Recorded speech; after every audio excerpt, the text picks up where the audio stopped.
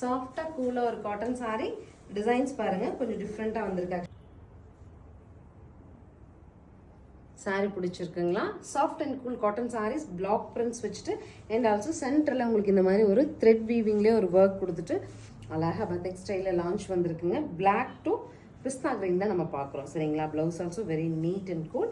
1050ங்கிற பட்ஜெட்டில் வந்திருக்கு. கலர்ஸ் பார்க்க ஒவ்வொரு கலருமே நீட்டுங்க.